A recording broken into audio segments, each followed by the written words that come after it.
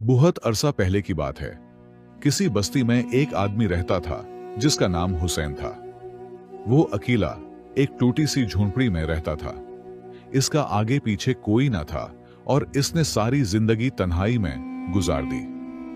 आमतौर पर जो इंसान तन्हा हो वो गुनाहों में मुब्तला हो जाता है, लेकिन हुसैन की तन्हाई गुनाहों से पाक थी। एक दिन वो तन्हा बैठा सोचने लगा कि इसका इस दुनिया में कोई रिश्तेदार नहीं और सिर्फ अल्लाह ही इसका वाहिद सहारा है। इसलिए इसने अपनी पूरी जिंदगी अल्लाह के रास्ते में वक्फ करने का फैसला किया। इस मकसद के लिए इसने अपनी झोंपड़ी से जरूरी चीजें ली और किसी ऐसी जगह की तलाश में निकल पड़ा जहां वो रहकर अपना मकसद हासिल कर सके। चलते चलते वो एक दूसरी बस्ती में दाखिल हुआ जहां एक बड़ी खानकाह थी। वो इस खानकाह के करीब पहुंचा जहां तालिब इल्म रहते थे। सब अपने आलिम दीन दरवेश की रहनुमाई में इस्लामी तालीमात और कुरान व हदीस का इल्म हासिल कर रहे थे। हुसैन ने खानकाह में दाखिल होने की कोशिश की तो एक लड़के ने इसे रोक कर पूछा, तुम यहां क्यों आए हो? हुसैन ने जवाब दिया, मैं यहां खालिक हकीकी की तलाश में आया हूं। मैं आलिम से मिलना चाहता हूं। लड़के को हुसैन की बात थोड़ी अजीब लगी। फिर वो कुछ सोचकर कहने लगा, ठीक है, सीधा चले जाओ। दरवेश एक बड़े दरख्त के नीचे बैठे हैं, जाकर उनसे मिलो। सब उन्हें दरवेश कहते हैं। हुसैन ने लड़के का शुक्रिया अदा किया और सीधा चल पड़ा। थोड़ी देर में वो इस बड़े दरख्त के पास पहुंच गया। वहां इसने देखा कि एक सफेद दाढ़ी वाला बुजुर्ग चेहरे पर नूर लिए, आंखें बंद किए अल्लाह के जिक्र में मसरूफ है। पहले इसने सोचा कि दरवेश को पुकारे, लेकिन फिर इंतजार करने का फैसला किया कि जब दरवेश जिक्र से फारिग होंगे तो बात करेगा। वो काफी देर बैठा रहा और दरवेश अल्लाह के जिक्र में मसरूफ रहे। जब काफी वक्त गुजर गया तो दरवेश खामोश हुए। उन्होंने आंखें खोली और हुसैन से पूछा, बेटा, तुम यहां क्यों आए हो?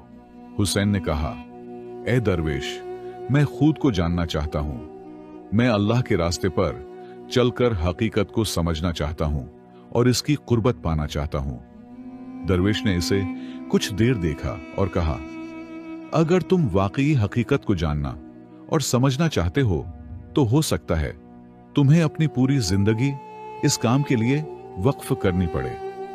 फिर भी कोई गारंटी नहीं कि तुम अल्लाह से यह मकाम हासिल कर पाओगे या नहीं। यह सब तकदीर पर मुनहसिर है। सोच लो अच्छी तरह। हुसैन ने बगैर किसी ताखीर के कहा, बाबा जी, मैं यहां वापस जाने के लिए नहीं आया। मैं अपने पूरी जिंदगी यहां गुजारने को तैयार हूं क्योंकि मेरे आगे पीछे कोई नहीं। दरवेश ने कहा, अच्छा, अगर बात ऐसी है तो एक काम करो। इस खानकाह में बहुत से तालिब इल्म रहते हैं। तुम इनके लिए अनाज बेचने का काम क्या करो।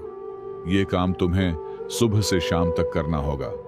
दिन में 5 वक्त की नमाज पढ़नी होगी और काम करते वक्त अल्लाह का जिक्र करते रहना होगा। जब थक जाओ तो सो जाना और अपने पूरे दिन को नबी करीम सल्लल्लाहु अलैहि वसल्लम की सुन्नत के मुताबिक गुजारना होगा। फिर अगली सुबह उठकर दोबारा अनाज बेचना शुरू कर देना। इसके अलावा कुछ ना करना और ना सोचना। बस इसी रास्ते पर चलते रहो और मेरे पास कभी ना आना। जब तुम्हें मेरी जरूरत होगी मैं खुद तुम्हारे पास आऊंगा। हुसैन ने दरवेश के हुक्म की तामील की और अनाज बेचना शुरू कर दिया।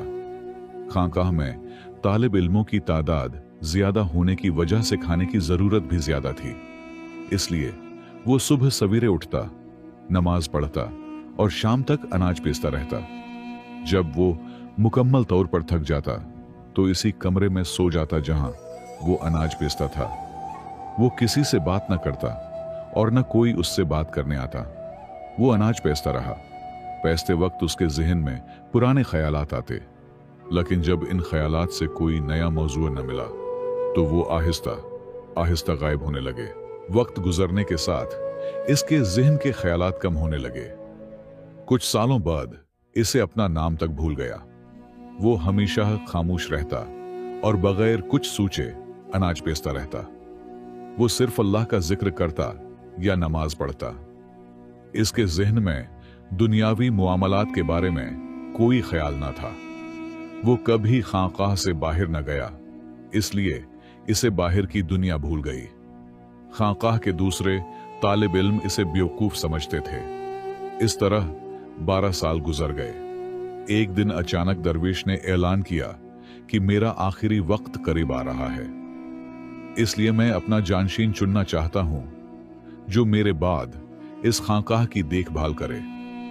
जो भी तालिब इल्म समझता हो कि इसने अल्लाह से कुछ हासिल किया और इसकी कुर्बत को पा लिया है, वो रात को मेरी कुटिया के दरवाजे के पास आकर दीवार पर कुछ लिखे।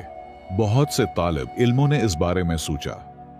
खानकाह के एक काबिल तालिब इल्म जिसने इस्लामी तालीम और फिक़ह में गहरी मालूमात हासिल की थी, इसने दरवेश की कुटिया की दीवार पर चंद सतरें लिखीं। दूसरे तालिब इल्मों को भी लगा कि वो ही दरवेश का असली जानशीन है।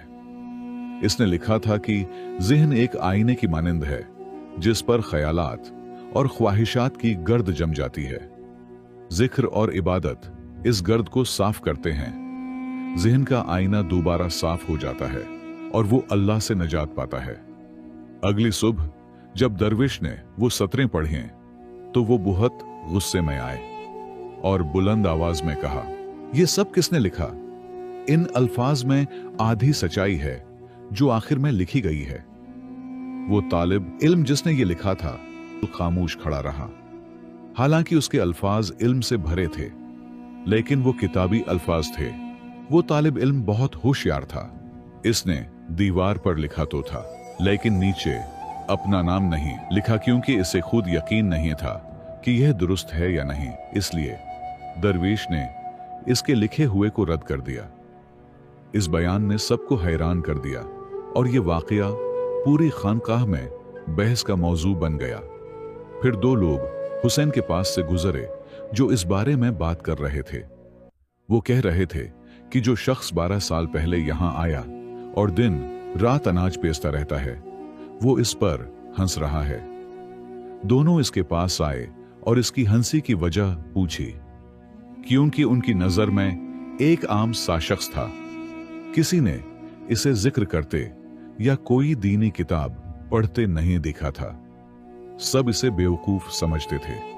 वो सिर्फ अनाज पेसने का काम जानता था। दोनों ने दोबारा इससे हंसी की वजह पूछी। हुसैन ने जवाब दिया, मैं इसलिए हंसा क्योंकि दरवेश जी बिल्कुल ठीक कह रहे हैं। वो बयान वाकई आधा सच्चा था।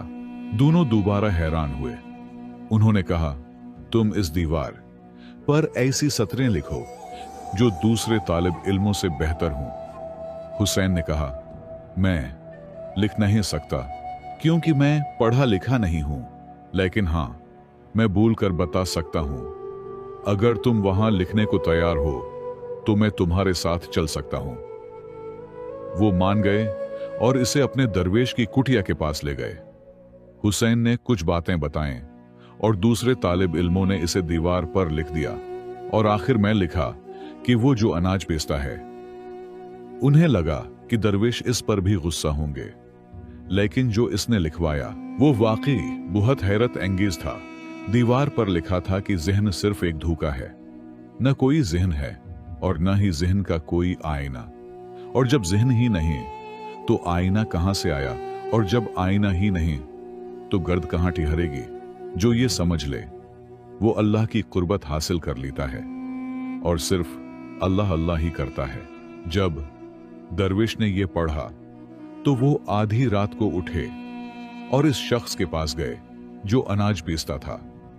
उन्होंने इसे नींद से जगाया और अपनी तस्बीह और जाए नमाज देकर इसे अपना जानशीन मुकर्रर किया। फिर उन्होंने इसे हुक्म दिया कि इस खानकाह को छोड़कर कहीं दूर चले जाओ, क्योंकि यहां बहुत से तालिब इल्म ऐसे हैं जो खुद को तुमसे बेहतर समझते हैं। वो ये बात बर्दाश्त नहीं कर पाएंगे कि एक आम सा शख्स जो सारा दिन अनाज बेचता है उनसे बड़ा है। दरवेश ने कहा, तुम्हें वो सारी ताकत मिल गई जो मेरे पास थी, और ये ताकत तुमने अनाज बेचते हुए हासिल की। मुझे यकीन है कि तुम जहां भी जाओगे लोग खुद तुम्हारे पास आएंगे। जब फूल खिलता है तो इसकी खुशबू खुद ब खुद हर तरफ फैल जाती है। हुसैन ने अपने दरवीश को गले लगाया और इजाजत ले कर रात को खानकाह से निकल गया। जब वो खानकाह से निकला तो इसके जाने के बाद खानकाह में अजीब सा हंगामा बरपा हो गया। सबको यकीन नहीं आ रहा था कि हुसैन, जिसे सब बेवकूफ समझते थे, ऐसी बातें लिख सकता है और एक नामालूम और आम सा लड़का दरवेश के तौर पर चुना जाएगा। कुछ तालिब इल्म जो खुद को इससे बड़ा समझते थे इस बात पर गुस्से में थे। उन्होंने इसे खानकाह में ढूंढने की कोशिश की, लेकिन वो कहीं न मिला। उन्हें समझ आ गई कि वो यहां से जा चुका है, इसलिए इसे ढूंढना बेफायदा था। उनका गुरूर टूट गया। वो दो लड़के जिन्होंने हुसैन के बताए हुए अल्फाज कुटिया पर लिखे थे, वो भी हैरान थे। लेकिन उन्हें भी अपने आप पर फख्र होने लगा कि गो उनके पास हुसैन जितना इल्म नहीं, लेकिन हमें ये एजाज हासिल है कि हमने इसके बताए हुए अल्फाज अपने हाथों से कुटिया पर लिखे और ये हमारे लिए काफी है। फिर यूं हुआ कि जब हुसैन खानकाह से निकला तो इसके सामने एक नई दुनिया खिली, लेकिन ये दुनिया इसे खुशी देने के बजाय उलझन में डाल रही थी। हर मंजर इसे अजनबी लग रहा था। हर चमक दमक इसके दिल पर बोझ बन रही थी। इसे दुनिया के रंगों से एक अजीब सी बेचैनी महसूस होने लगी, जैसे ये सब इसके लिए नहीं था। वो रात भर खामोशी से सफर करता रहा। वो एक मंजिल की तलाश में था। रात की तारीकी सर्द हो गई और सड़क की खामोशी इसके अंदरूनी हाल की साथी बन गई। आखिरकार इसने एक जगह मस्जिद देखी। वो मंजर इसके दिल के लिए गोया सुकून का पैगाम लाया। इसके कदम खुद ब खुद इसकी तरफ बढ़ गए। मस्जिद में दाखिल हो कर इसने सुकून से वजू किया। पानी के हर कतरे के साथ इसके दिल का बोझ हल्का होता गया। फिर उसने तहज्जुद की नमाज अदा की और अल्लाह के जिक्र में मशगूल हो गया। लम्हात गुजरने का एहसास न रहा जब तक फजर की आवाज न गूंजी। इसने जमात के साथ नमाज अदा की और नमाज के बाद मस्जिद में मौजूद लोगों की तरफ मुतवज्जा हुआ। इसने नर्म लहजे और खुलूस के साथ उन्हें अल्लाह के रास्ते की दावत दी। इसने नबी करीम सल्लल्लाहु अलैहि वसल्लम की तालीमात के मुताबिक जिंदगी गुजारने का दर्स दिया। इसके अल्फाज का इतना असर हुआ कि सुनने वाले पलक झपकना भी भूल गए। वो सब इसके अल्फाज में इस तरह डूब गए जैसे प्यासा चश्मे के पानी में डूब जाता है। आखिर में सबने अज़्म किया कि वो इस नसीहत पर जरूर अमल करेंगे। जब हुसैन ने सुना कि लोग इसकी नसीहत पर अमल करने की कोशिश कर रहे हैं तो इसका दिल खुशी से भर गया। इसे एक अजीब सी सुकून और इत्मीनान का एहसास हुआ। फिर वो मस्जिद से निकला और अपने सफर पर दोबारा चल पड़ा। इसने दिल में तय कर लिया कि अब वो एक जगह नहीं बैठेगा, बल्कि जहां भी जाएगा लोगों को अल्लाह का रास्ता सिखाएगा। वो उन्हें नेकी की तरफ बुलाएगा और गुमराह दिलों को सच्चाई का रास्ता दिखाएगा। इस तरह इसने अपनी बाकी जिंदगी मुसलसल सफर में गुजारी। चाहे गांव हो या शहर, बाजार हो या सहरा, जहां भी लोगों से मुलाकात हुई, इसने मोहब्बत और हिकमत के साथ उनके दिलों तक अल्लाह का पैगाम पहुंचाया। इसकी तबलीग का इतना असर हुआ कि बेहद से गुनहगारों की मगफिरत हुई और बेशुमार लोगों ने नेकी का रास्ता अपनाया। वो न तो किसी दुनियावी नाम का तलबगार था और न ही किसी तारीफ का मोहताज। इसकी जिंदगी का सिर्फ एक मकसद था, अल्लाह के बंदों को असली खालिक से जोड़ना। वो अल्लाह की तलाश में बेकरार था और जब इसे हकीकत मिल गई तो इसने इसे खुद तक महदूद न रखा। इसने अपनी तालीमात को दुनिया तक पहुंचाया और इसी दीन की खिदमत में अपनी जिंदगी का चिराग बुझा दिया। इसकी जिंदगी इस बात की गवाह थी कि इल्म हासिल करने के बाद इसने खुद गर्जी का रास्ता ना अपनाया बल्कि अपनी हर सांस को दूसरों की फलाह के लिए वक्फ कर दिया। दोस्तों, अगर हम अपनी जिंदगी को ईमानदारी से देखें तो हमें एहसास होगा कि हम में से अक्सर समझते हैं कि जिक्र या इबादत सिर्फ एक जगह बैठकर आंखें बंद करके और अलग थलग होकर की जा सकती है, लेकिन हकीकत उससे बिल्कुल मुख्तलिफ है। जिक्र चलते फिरते और अपने काम करते हुए भी किया जा सकता है। दर हकीकत जिक्र का मतलब यह है कि जो काम भी आप कर रहे हैं, इसमें ऐसी शिद्दत, तवज्जो और खुलूस पैदा करें कि आपको अपने जिस्म का एहसास भी ना रहे। जैसे वो लड़का जो अनाज पेसने में इस कदर मगन हो गया कि इसे अपने वजूद का एहसास भी ना रहा, और इसी हालत में इसने अल्लाह की रहमत हासिल की। याद रखें, ज़हन तब तक रहता है जब तक इसमें कोई ख्याल या सूच बाकी हो। जब सारे ख्यालात खत्म हो जाते हैं तो ज़हन भी गायब हो जाता है, और जब ज़हन नहीं रहता तो इंसान अपनी हकीकत और अपने खुदा को पहचान लेता है। इसलिए रहमत हासिल करने के लिए हमें अलग से वक्त निकालकर इबादत करने की पाबंदी नहीं, बल्कि जो काम भी हम कर रहे हैं इसमें अपने पूरे दिल से गुम होना जरूरी है। अगर हम अपने काम में इस कदर मगन हो जाएं और साथ ही अल्लाह का नाम लेते रहें कि हमारी तवज्जो कहीं और न जाए, तो ये हालत खुद ब खुद हमें रहमत की बुलंदियों तक ले जाती है। यहां तक कि हमारा काम ही जिक्र बन जाता है और हमारा जिक्र ही हमें अल्लाह के करीब ले जाता है। ये वो हालत है जिसे हर कोई नहीं समझ सकता। ये इंसान को इस दुनिया से दूर ले जाता है। दोस्तों, जब हम औलिया अल्लाह और उलमा दीन की जिंदगियों को देखते हैं तो पता चलता है कि उन्होंने अपने अमल, खुलूस और मोहब्बत से अल्लाह को पाया। उन्होंने कोई खास और पेचीदा इबादत या लंबा मुराकबा नहीं अपनाया, बल्कि बस अल्लाह की मोहब्बत में गुम होकर जिक्र किया और इसके जरिए नजात हासिल की। उनका जिक्र ही उनकी इबादत बन गया, वो जिक्र उनका मुराकबा बन गया, और वो जिक्र अल्लाह से कुर्बत और वसाल का जरिया बन गया। प्यारे दोस्तों, अगर आपको ये वीडियो अच्छी लगी हो तो इस वीडियो को लाइक करके अपने दोस्तों के साथ शेयर करना न भूलें, और ऐसी ही मजीद ईमान अफरोज और दिलचस्प कहानियां सुनने के लिए हमारे चैनल को सब्सक्राइब करें।